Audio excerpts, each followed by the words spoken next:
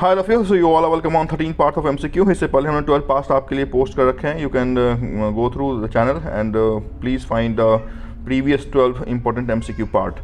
So let's begin with today's 241 question, 2260 question. Right, the question 241 is cooperation as a form of economic activity was formally recognized in the year 1904 when. ये कब हुआ था? इसकी जो activity है corporation की, तो ये हुआ था जिस समय कोऑपरेटिव सोसाइटी एक्ट पास हुआ था। This act was passed in the year 1904 और वहीं से हमने कोऑपरेटिव बैंक का एस्टैब्लिशमेंट करना शुरू किया। Bombay cooperative bank was the first cooperative bank. अगर पुराने हम रेगुलराइज कोऑपरेटिव बैंक की बात ना करें तो 1904 में कोऑपरेटिव सोसाइटी एक्ट पास हुआ। This is very very important. So right answer is option number C. Next question number 242, the difference between gross domestic product and net national product is. देखिए, जो GDP है gross domestic product है, और जो GNP है NDP है, that is net domestic product, इसने पूछा कि आपका जो अंतर होते हैं उसको क्या कहते हैं। तो gross domestic product is basically total goods and services produce in one financial year over the period of time और इन ए जोग्राफिकल रीजन। तो इंडिया के अंदर जो टोटल गुड्स एंड सर्विसेज का प्रोडक्शन होता है एक जोग्राफिकल सीमा के अंदर एक निश्चित टाइम फ्रेम में, that is one financial year, is called GDP. और उस जीडीपी में से डिप्रिसिएशन अगर हटा दें तो GDP minus depreciation is called net domestic product. इसे क्या कहते हैं? तो इसे हम कहते हैं नेट कैपिटल फॉर्मेशन। तो this is what called net capital formation. Question number 243, under which category will you classify regional rural bank? देखिए, रीजनल रूरल बैंक क्या है? तो regional rural bank is a schedule commercial bank. वैसी bank जो RBI के act 1934 के schedule number 2 को follow करती है, the banks are considered as schedule commercial bank. So as nationalised bank, as private bank, these RRBs are also comes under schedule commercial bank because these banks follow RBI Act 1934 schedule number 2. The right answer is option number A.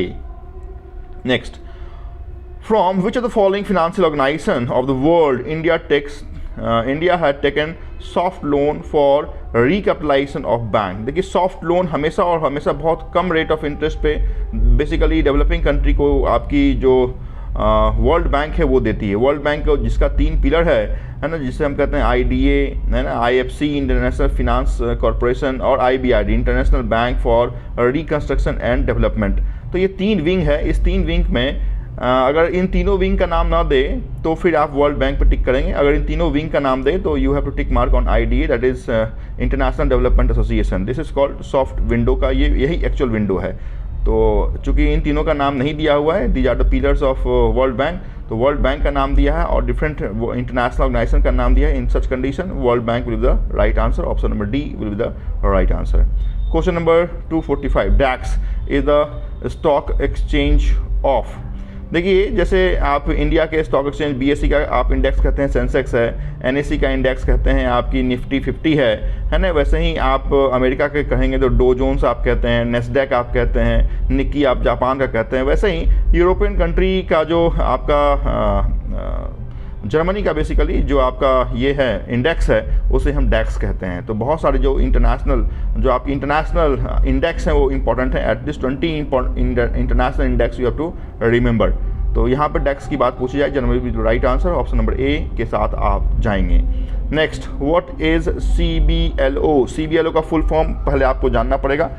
CBLO stand for that is collateralize borrowing and lending obligation. तो collateralize borrowing and lending की बात पूछी गई है, तो lending के साथ हम जाएंगे। ऑप्शन नंबर बी पे हम टिक लगाएंगे। तो ये तो फुल फॉर्म आपको याद होना चाहिए कि क्या है CBLO। CBLO बेसिकली जो CCIL है ना, clearing corporation of India limited, वो मेंटेन करता है, जिसमें आपकी बैंक और अदर फिनेंशियल इंस्टीट्यूशन को आपके मार्केट में बोरो और लेंड जो भी गवर्नमेंट सिक्योरिटीज़ है उसको करने का एक रास्ता देता है। That is called CBLO, collateralize borrowing and lending obligation. Next, question number 247, Indian paper currency minted in Mysore and also in, okay, तो Indian paper currency is minted in Mysore and also in, तो जो minted है वो कहाँ कहाँ पर minting होता है, तो मैसूर में होता है और नासिक में होता है, इज़ इम्पॉर्टेंट। तो प्रिंटिंग प्रेस जो है वो मैसूर और नासिक में है, तो यहाँ पे आप टिक लगाना पड़ेगा।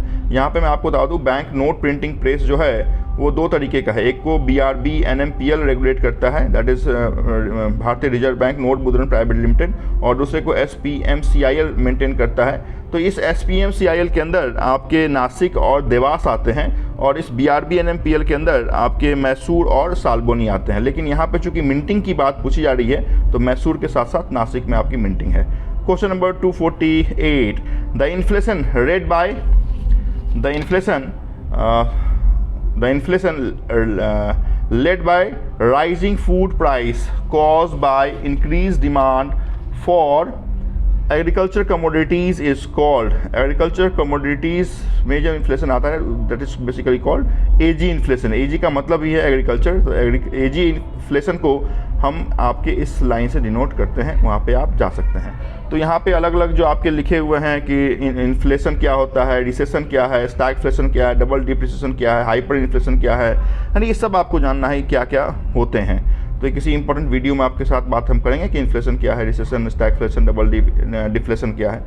Right, question number 249, different names of RBI। तो RBI को हम सेंट्रल बैंक भी कहते हैं, बैंकर्स बैंक भी कहते हैं, लेंडर एट लास्ट रिसोर्ट भी कहते हैं, एपेक्स बैंक भी कहते हैं। So the answer will be all of these, E will be the right answer. Question number 250, financial services at affordable cost to the section of disadvantages and low income group society is called, क्या कहते हैं उसे? तो उसे हम कहते हैं financial inclusion, जिसकी शुरुआत 2005 में की गई थी और नाम दिया गया था आपके स्वाभिमान स्कीम के रूप में। 2014 में इसी स्वाभिमान स्कीम को हमने वर्ल्ड की सबसे बड़ी फिनेंशियल इंक्लूजन के स्कीम के रूप में कन्वर्ट कर दिया, नाम दिया PMJDY, प्रधानमंत्री जनधन योजना, जिसमें 35 करोड़ अकाउंट आपके लिए ओपन किए गए, है ना, और जीरो बैंक बैलेंस पे अकाउंट ओपन किए जाते हैं। 30,000 उनको लाइफ इंश्योरेंस दिया जाता है, 1 लाख एक्सीडेंटल इंश्योरेंस दिया जाता है, 5,000 की OD फैसिलिटी दी जाती है ना। 50% ये जो अकाउंट ओपन हुए हैं 35 करोड़ में, ये विमेन के हैं, और जिसमें से 60% आपके रूरल एरिया में अकाउंट ओपन हुए थे। These all facts are important for you. Question number 251, biometric ATM किन के लिए एस्टैब्लिश किया गया है? Have introduced by many banks recently to cater which type of the customer।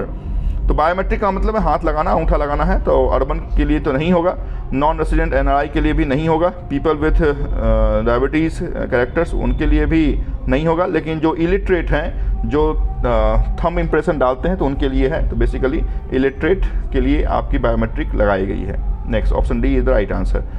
252, which are the following type of budgeting being used in India? India में कौन सा type का बजट यूज़ किया जाता है? क्या वो बैलेंस है, क्या वो जीरो है, क्या वो रिसिप्ट बजट है? Answer is all of this. हर एक टाइप के बजट आपके इंडिया में यूज़ किए जाते हैं। Rise in inflation rate leads to decline in.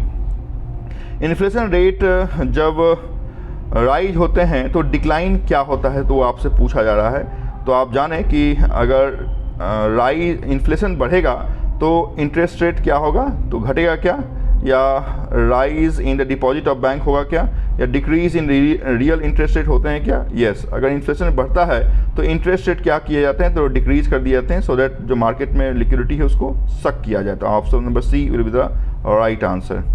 Question number 254, the seat of record which contains all monetary transaction between a country and rest of the world। एक country का दूसरे world के साथ all monetary transaction, है ना, क्या कहते हैं? That is called balance of payment, है ना। तो यहाँ पे balance of payment, B option will be the right answer. Question number 255, nationalised banks is also known as. तो all public sector banks are nationalised bank, so obviously all nationalised bank will be public sector bank. आपके India में 12 PSB हैं और 11 nationalised bank हैं।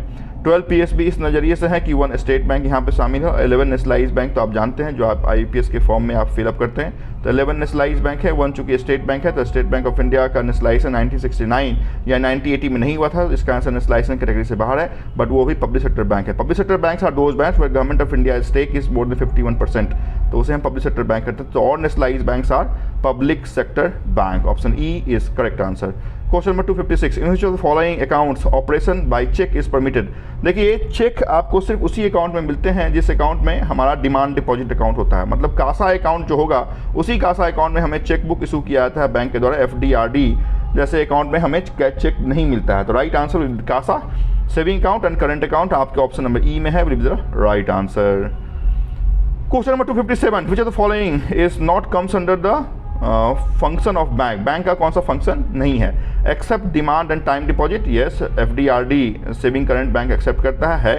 Accept item for keeping safe custody, yes safe custody bank accept करती है। Cell gold coin, yes bank gold coin भी cell करती है। नेक्स्ट आपकी बाय कमोडिटीज़ फॉर ट्रेडिंग, तो ये जो ट्रेडिंग वाली काम है ये आपकी बैंक नहीं करती है। फिफ्थ देखते हैं, accept foreign currency, foreign currency भी बैंक एक्सचेंज करती है, एक्सेप्ट करती है। तो D will be the right answer, this is not the function of a bank.